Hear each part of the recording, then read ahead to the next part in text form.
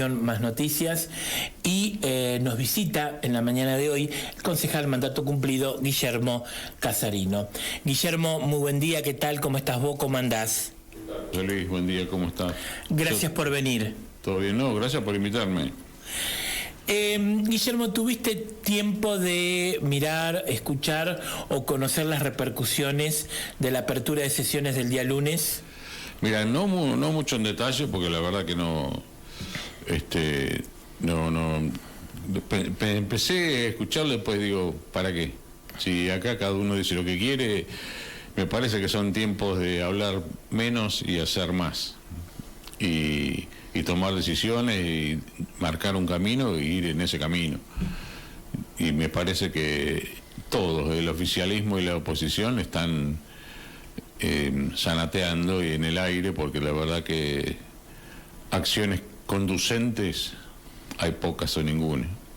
O sea, nada de lo que se hace modifica la realidad. Un poco también pasa en el país, ¿no? O sea, es muy difícil hacer un cambio con la profundidad con lo que le propone Milei cuando tenés la principal provincia del país, la provincia de Buenos Aires, trabajando en otra línea y siguiendo con el mecanismo que ya demostró después de 40 años, por no decir más, 60, que está perimido y que no sirve. O sea, eso del Estado se ocupa de todo, no funciona. El Estado tiene unas funciones que están marcadas en la Constitución, que son las que tiene que hacer, y el resto hay que dejarlo en manos de los privados. Y bueno, habrá algunos temas en los que el privado no puede hacerlo porque es algo demasiado grande y tendrá que formar parte del Estado, pero evidentemente la estructura que se armó a través de todos estos años en el Estado es un peso tremendo. Lo mismo ocurre en las provincias y lo mismo ocurre en los municipios, ¿no? La estructura productiva es cero, el Estado no produce y ni siquiera presta servicios. Entonces cobra por lo que no hace y bueno, eso evidentemente no funciona más. Estas cuentas siempre lo mismo, siempre repetimos lo mismo y es como en tu casa, ¿no? Si no te alcanza, gasta menos, porque incluso no puedes pedir prestado porque las tasas de interés no las puedes pagar, entonces se transforma en inviable sostener un gasto superior a los ingresos. Pero bueno, aparentemente la gente no... Hay un porcentaje de gente que ha reaccionado, que es poco, hay otro porcentaje que no sé si es mayoritario, creo que no, por suerte, que pretende seguir como antes, cosa que no se puede, evidentemente no se puede. Y bueno, veremos cómo termina esta historia, ¿no? El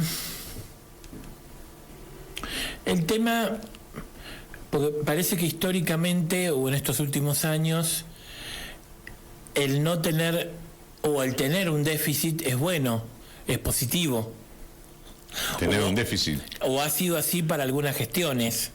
No sé en qué le puede ser positivo tener un déficit. Pero bueno, generalmente cuando uno tiene un déficit o pide prestado para cubrir el déficit o deja de pagar. Y bueno, acá era fácil pedirle prestado al Estado y el Estado pedirle prestado al Banco Central y el Banco Central se le anda la maquinita para hacer papeles que se termina perdiendo su valor porque no tienen respaldo. Y bueno, eso es un poco, me parece que históricamente viene ocurriendo así, ¿no? Desde que se abandonó el patrón oro y Estados Unidos empezó con eliminar ese soporte, ese respaldo en cosas de valor para lo que se emitía y lo que se produce. Empezó el problema de la inflación. Bueno, hemos visto lo que pasó con la pandemia, que obligó a imprimir. La gente se olvida, pero ¿por qué tiene inflación en Estados Unidos? Porque tiene un déficit tremendo y cada vez se le hace más difícil sostenerlo. Por eso creo que la política de Trump es lógica. Achicar el déficit, tendrá que ver cómo lo hace, no solamente con aumentando impuestos lo va a poder hacer, va a tener que bajar los gastos. Porque lo que pasa es que cuando uno, la famosa curva del Laffer, ¿no? Cuando uno se pasa con los impuestos, lo que pasa es que la gente deja de producir y no paga más impuestos. Entonces se transforma en inviable, ¿no? Así que bueno. Pero bueno, ese intento ¿no es cierto?, del tema del déficit, después lo termina pagando la gente en general, con más inflación. Sin ninguna duda, es así. Bueno, yo creo que es sano no tener déficit. Yo sé que hay circunstancias especiales que a veces te generan gastos, o como fue la pandemia, por ejemplo, o como puede ser ahora con la Bahía Blanca, que genere gastos que no tenés previstos o que no tenés muy bien cómo cubrirlos, y te puede generar un déficit, pero tenés que buscar la manera de corregir eso y de alguna manera recuperarlo. Y bueno, esa política de saneamiento, yo creo que nadie puede no estar de acuerdo, salvo la gente que no esté en conocimiento de cómo funciona la economía y cómo funciona la realidad, ¿no? A mí no me preocupa mucho que los problemas que hay, que baja el mercado financiero, que las acciones bajan, qué sé yo. Más me preocupa que no sea negocio producir, que no haya incentivos para producir. Y bueno, entonces ahí se complica la cosa, ¿no? Porque si uno no produce, es una cadena. Si no producís, no tenés ingresos; si no vendés, no tenés ingresos; no podés pagar a tus empleados, no podés pagar los impuestos que tenés que pagar, y la cosa se va haciendo cada vez peor, ¿no? Más allá de las características particulares que tiene Milei, el tema es ordenar la economía. Totalmente. Y vos te das cuenta que donde se toca, donde se revisa, es un caos.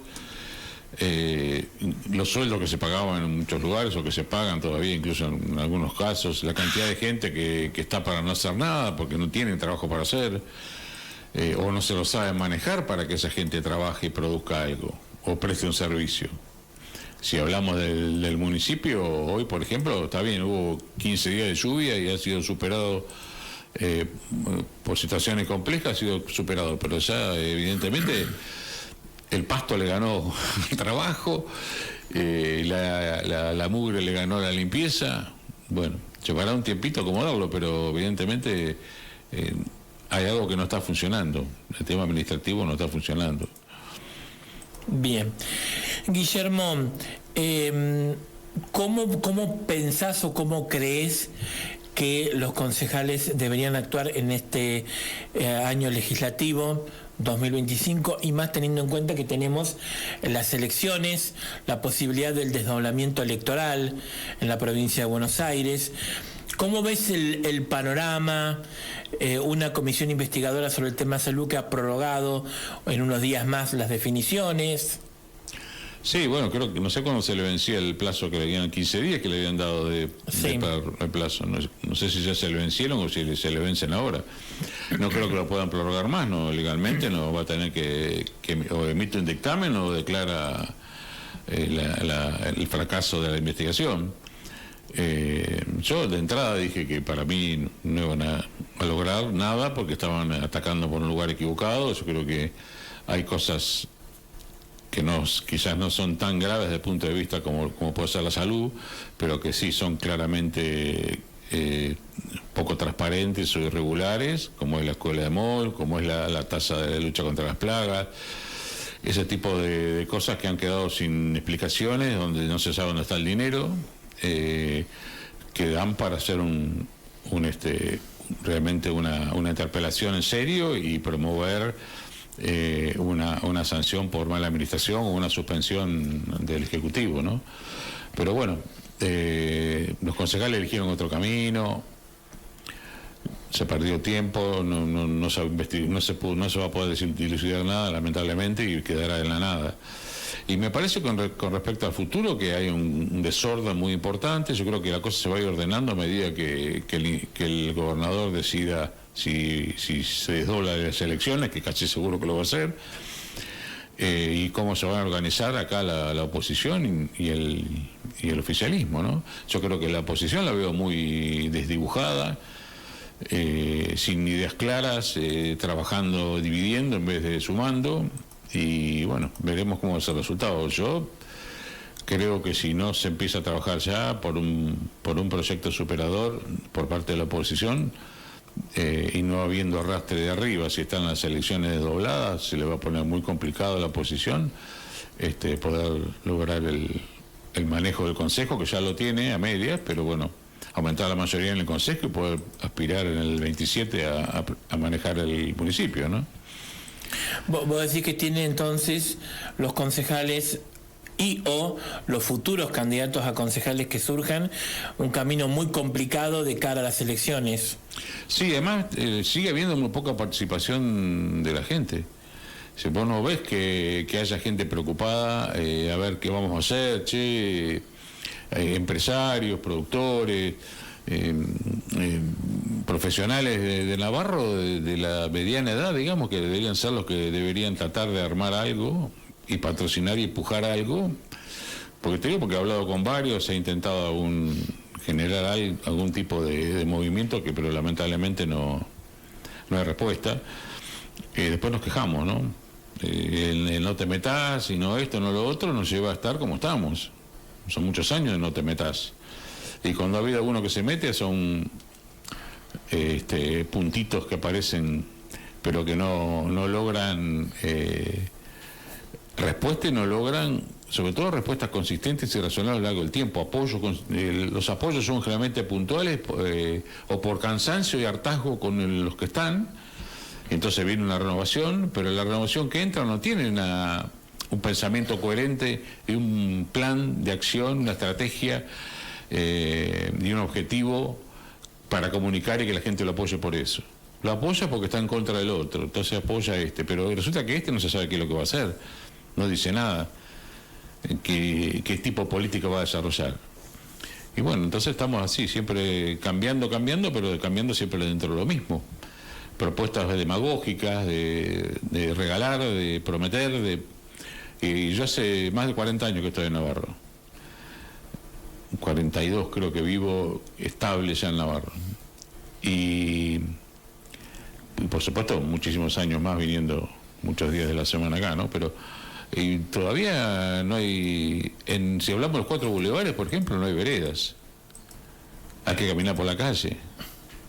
Cruzar el pueblo en diagonal de La Yela, lo de Echeverri, y no tenés, no puedes venir por la vereda, tenés que bajarte. Las calles se siguen inundando, seguimos con la política de hacer asfalto y no hacer desagües pluviales. Un disparate que no debería estar permitido por la ley, porque yo no puedo hacer un asfalto para quedar bien con la gente y prometerle, yo te hice el asfalto, y después la calle resulta ser un río por donde corre toda el agua. Si no hicimos los desagües pluviales, o sea, más allá de los que están haciendo ahora, de los grandes, estos que son también por errores de otras construcciones, porque cuando se hizo la circunvalación no se pensó que eso iba a cortar el paso del agua hacia la laguna. La gente no entiende que la laguna, el problema de Navarro no es la laguna que desborda, el problema de Navarro es el agua que viene hacia la laguna y no puede entrar a la laguna, porque tiene que pasar por dentro del pueblo. Entonces, hemos inventado soluciones que lo único que hacen es complicar. Por empezar, hay que rediseñar el funcionamiento de la laguna. O sea, la laguna de Navarro es una laguna artificial. Existe como laguna en épocas de mucha agua, pero si no, normalmente es una laguna que muchas partes del año estaría seca si no existieran las compuertas. Entonces hicimos la compuerta para generar un polo turístico, para tener un balneario, todo muy lindo. Pero no pensamos el agua, cómo llega, cómo entra a la laguna. Pensamos la que viene de las garzas, pensamos la que viene por el pescado, pero la que viene de este lado, del lado de la Ruta 40 y de la 47, esa nadie pensó por dónde iba a entrar el agua a Navarro. Entonces, así como todavía tenemos una alcantarilla bloqueada en la circunvalación, de entre la 47 y la 40, para que el agua que se junta ahí no ingrese al pueblo. Entonces, evidentemente acá se hacen obras sin pensar, demagógicas, que no se sabe para qué se hacen. Ahí tenemos acá otro monstruo, otro elefante blanco, 2 elefantes blancos uno al lado del otro, la ex terminal y el edificio de la provincia de Buenos Aires. ¿Para qué hicimos ese edificio? Semejante edificio. ¿Qué necesidad hoy por hoy tenés de tener oficinas de la provincia de Buenos Aires en Navarro? Con una oficinita, con 3 tipos, con 3 computadoras, que el vecino pueda ir sentarse y decirle, tengo tal problema con ARBA, tengo tal impuesto, tal, y por la computadora se soluciona todo. O sea, eso de generar obras faraónicas al divino botón no tiene ningún sentido. Ese edificio va a quedar en que busquen una escuela para dárselo, de las que tienen problemas del espacio, como la técnica, no sé, para que se pueda, por lo menos algunos años se puedan trasladar y se aproveche ese edificio.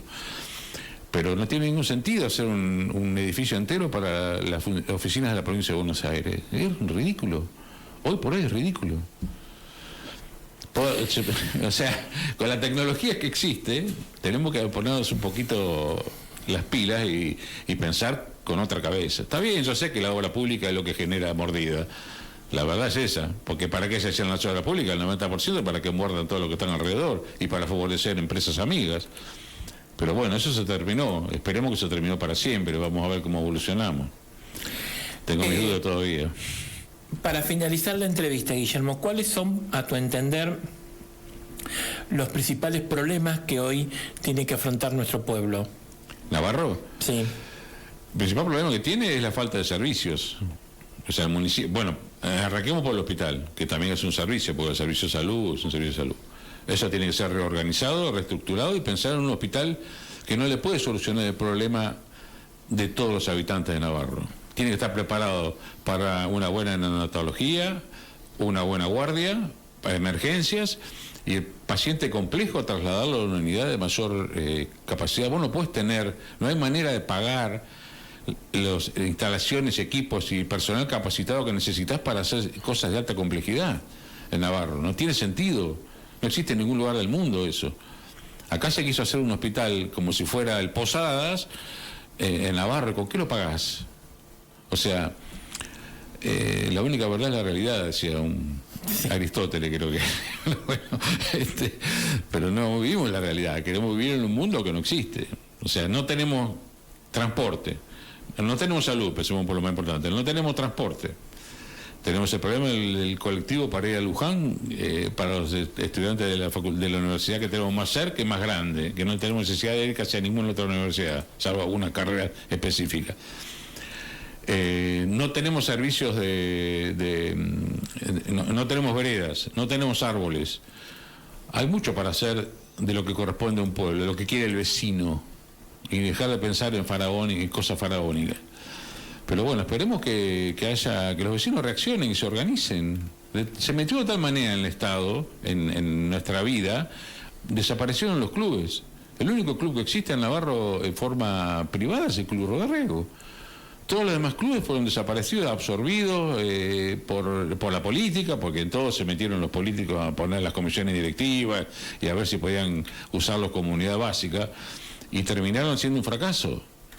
Entonces, dejemos que el vecino vuelva a ocuparse de las cosas que tiene que hacer el vecino, de los corsos, de los carnavales, de la fiesta de la rural, todas esas cosas las tienen que volver a hacer los vecinos, o las sociedades intermedias que se llaman. Saquémosle la pata del Estado de arriba y dejemos que se desarrollen esas sociedades intermedias.